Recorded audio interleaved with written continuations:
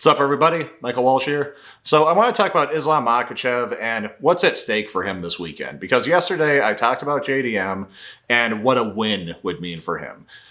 And for Islam, I want to kind of look at different scenarios, some of which he wins, some of which he loses, and what happens after the fact, and how these different outcomes would affect his legacy and sort of his all-time GOAT status. Because I personally, if you go back and watch my GOAT list video, I have Islam at number 9. Some people have him higher than that. Some people already have him at number 1. I don't think that's warranted, but, a win on Saturday, claiming that second belt, for many people, that would be enough to put him to number 1, to make him the GOAT, the all-time greatest. I don't think it would for me, but it would probably crack him top 5. Now, that's assuming he wins. So if he wins, if he beats JDM by anything other than total robbery, even if it's a close fight, if he wins and it's a fair win, I think that's what will happen. Now, what happens after that? Does he defend the belt? Because if he can defend the welterweight belt, if he can defend a second belt after having the kind of success he's had at lightweight, that's huge. That's going beyond what guys like GSP did, and frankly, beyond what guys like John Jones did, because John Jones's defense against Stipe was bullshit and doesn't count. Frankly, shouldn't count. It's a win, but it's not a meaningful title defense. Now, should Islam defend his belt, then it comes down to the question of whether he's defending against a welterweight contender or whether he's defending against Ilia Topuria. Now, we'd all like to see Ilia go up and fight Islam. That would be one of the biggest fights of all time. If Ilia, particularly if Ilia defends the lightweight belt first. If Islam beats JDM and Ilia beats Gaethje or Pimblett or Arman or whoever, and then goes up to challenge Islam, amazing. I want to see it. However, I think in terms of Islam's all-time GOAT status, it would mean a lot more for him to beat a welterweight. The Ilia win would still be great. Ilia is obviously a great fighter. But beating, frankly, a featherweight at welterweight, it's not the best thing ever.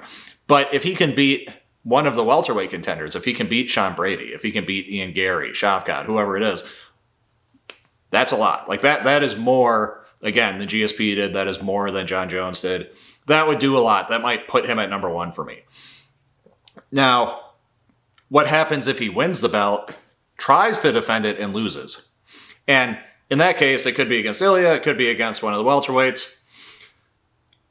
I'm not exactly sure what that does. Now, if he loses to Ilia, it's a worse look because, I think it's a much worse look because at that point, you're basically saying and you wouldn't be champion at lightweight. If Ilia can beat you at welterweight where you have an even bigger advantage, no one's going to pick you to beat him at lightweight. Whereas if he loses to one of the welterweight contenders, his lightweight legacy remains intact. And depending on how old he is, he might still have the option to go back down. If he loses on Saturday, this is where things get interesting because there's kind of 2 ways that could go. And I think they radically alter his legacy depending on how it goes. He definitely shouldn't retire in that case. He should go back down. And if he goes back down and wins against whoever it is, if he beats Ilia, beats Patty, beats Arman, if he regains his belt at lightweight, then he's in a sort of Volkanovski situation.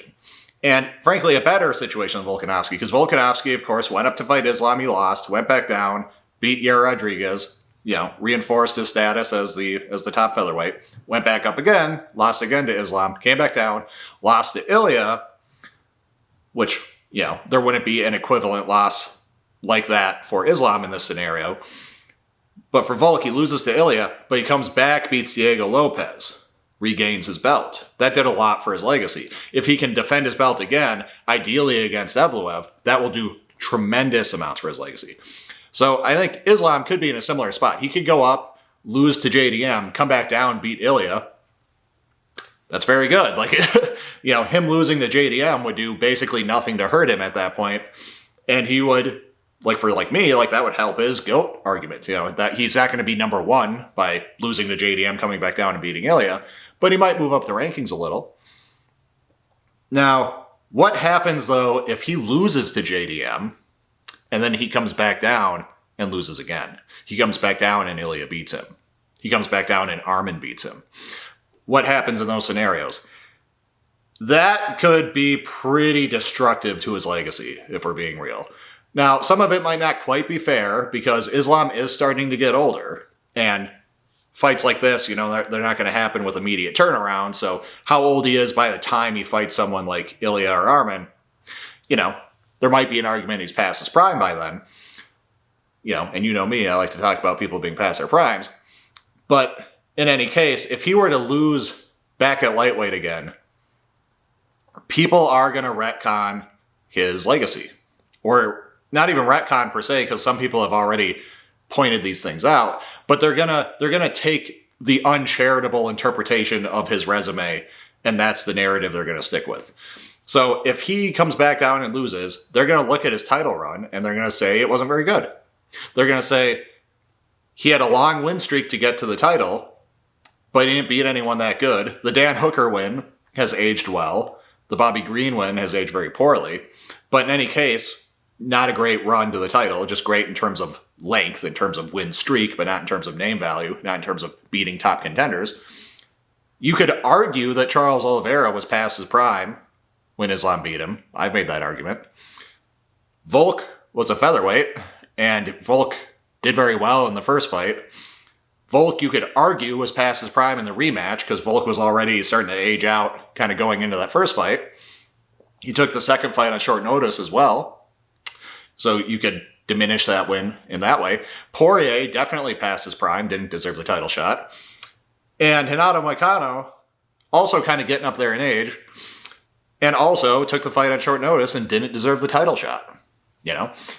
If Islam, again, if he loses to JDM, comes down, loses to Armin or Ilya, this is going to be the narrative that people are going to pick up. They're going to say, oh, he wasn't actually that good. These wins aren't that good. And there is some truth to it. There is some truth to what I said about those guys' age. There is some truth to the fact that almost all of those wins, literally all of them except for the Bobby Green one, are against featherweights. Dan Hooker has fought at featherweight. Charles Oliveira, former featherweight. Volk, effectively permanent featherweight. Poirier, former featherweight. Moicano, former featherweight. People have pointed that out, and they're going to really point it out if Islam comes back down and loses. Additionally, they're going to point out that Islam has literally never beaten a top contender at lightweight. It's true. He didn't beat one in the lead up to the title. He just got the title shot based on his Khabib connection and the fact that he had this great win streak. But he didn't have to beat a top contender to fight for the belt. He beat the champion, of course, when he beat Oliveira. But after that, none of his defenses were against number one contenders, because two of them were against the champ below, and that's legit, but it's not a top contender in your own division. And then the Poirier and Moicano fights were not against top contenders, and one of them was on short notice. People are going to say that, people are going to emphasize these realities if Islam loses at welterweight and comes back down and loses at lightweight. And on the flip side, if he comes back down and wins, even if he loses to JDM, because it's conceivable as well that he could beat JDM and come back down to lightweight again for funsies, or to settle it with Ilya or something. I doubt he'll do that. I think that's the least likely outcome, but it's possible. But if he comes back down to lightweight, even after losing to JDM, and he beats Ilya, or he beats Armin, if he regains his belt, people are going to look at those other wins more charitably. They might acknowledge some of the things I said, maybe the age of Poirier, the short notice of the Volk rematch. They might recognize that most of these guys were featherweights, but they'll probably write that off as the fact that most of lightweight is former featherweights, to be real. At the top of the division, you pretty much just had Paddy, Armin, and Islam as the real lightweights, and that was it. So even guys like Gaethje and Fiziev could clearly make featherweight. It's a division of featherweights, if we're honest. In any case, people are going to look back on that resume and they're going to say, no, Islam is that good, and these wins are actually pretty good. The Volk win, the first one is legit. He fades at the end of low, but that's a solid win. And the rematch, he made it wasn't just that it was Volk getting old. It wasn't just that it was on short notice. It was that Islam made a game plan correction and caught him, and he could have done that in the first fight if he came in with that approach. They're going to say Poirier overperformed and still got finished. They're going to say Moicano was legit and he got subbed in like 2 minutes. That's going to be the narrative. They're going to say that Dan Hooker went again, aged well. They're going to say that was the last good version of Bobby Green. They're going to say things like that, and they're going to look at some of the people he beat in the run-up and say like, yeah, there's some fools. Drew Dober is like a legit win. They're gonna look at his resume and say, this resume is more reflective of his greatness than you might otherwise think, because we know how great he is now that he's come back down and reclaimed his belt and beaten someone like Ilya or beaten someone like Arman again. That will be the narrative. And those are two very different realities. Because obviously you have the reality where he wins, and you have the even more impressive reality where he wins and then defends the belt at 170, in which case GOAT status might be undeniable. But if he loses, the two realities where he goes back down to lightweight, one of which where he goes back down and wins, and one of which where he goes back down and loses, those are very different. Because, again, if he comes back down and wins, he's in Volkanovski territory. He might still climb the GOAT rankings despite losing to JDM. Just like Israel Adesanya's continued success at middleweight after losing to Jan Blachowicz, that loss to Jan didn't do much to hurt him, whereas those continued wins, cementing him as either, in some people's eyes, the best middleweight ever. I think more realistically, the second best behind Anderson. But that all helped Israel's legacy, and that's why some people put him top 20. And Volkanovski losing to Islam, and even losing to Ilya, but then coming back and gaining his belt, all in all, that his legacy is improved. I think he's still ranked higher than he would be if he just got hit by a bus before the first Islam fight and he never lost his title. I honestly believe that. So that's one scenario where he loses to JDM, comes back down, continues winning, gets his belt back. His GOAT legacy only improves. This other scenario where he loses to JDM, comes back down, loses to Ilya or loses to Arman. In that scenario,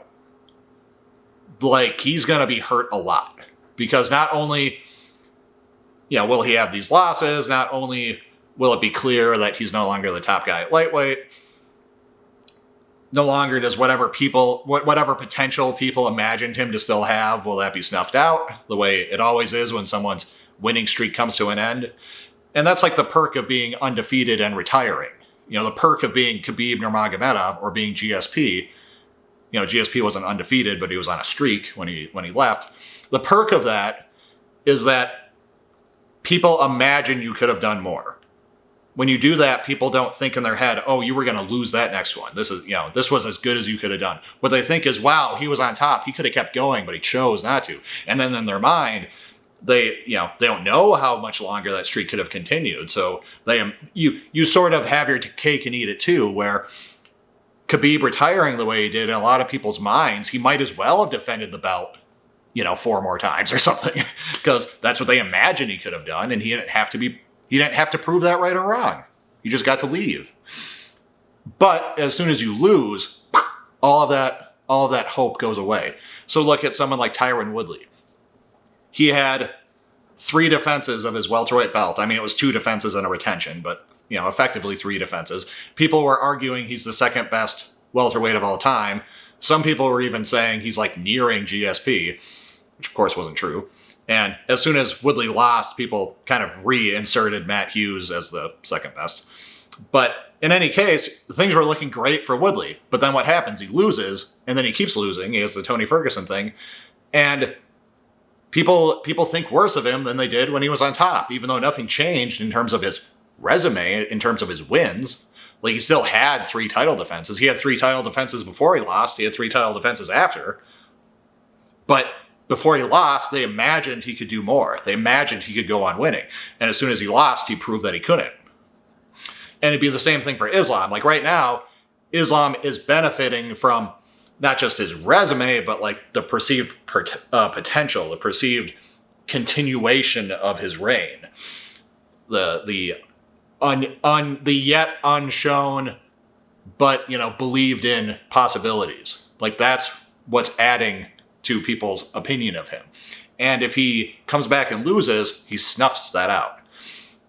And just again, the way that works, like, people want kind of coherent, relatively binary realities. They don't want murky, nuanced, it could go one way, it could go the other way realities.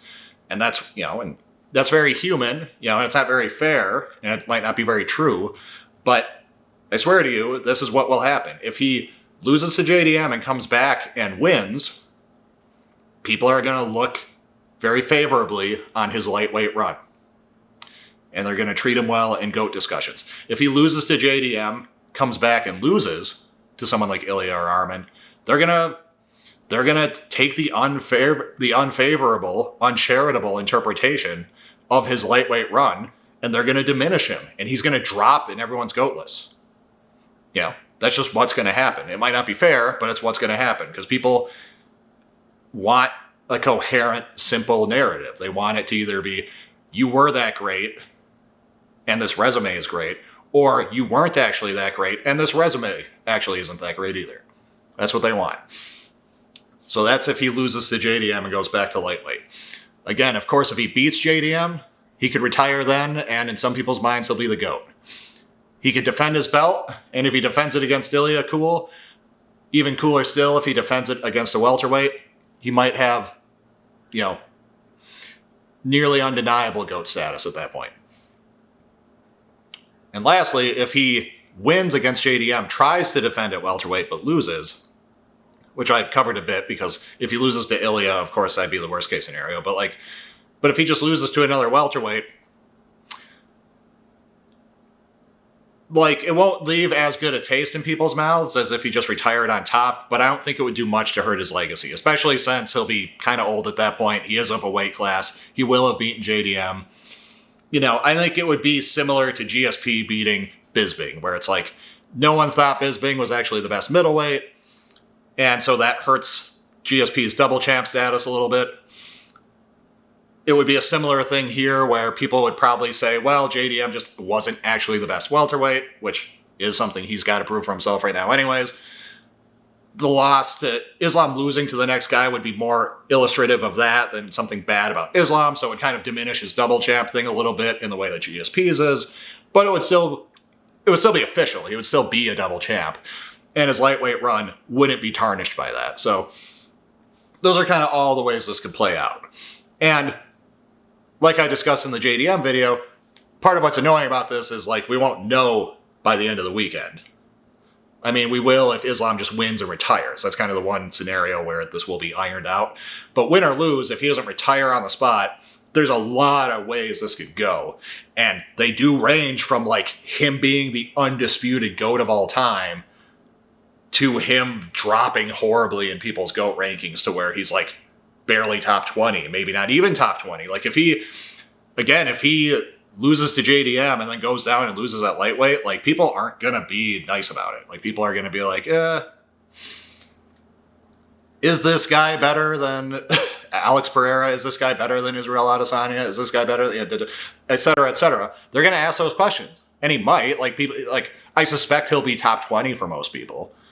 But he's gonna take a massive hit if that happens, I swear to you.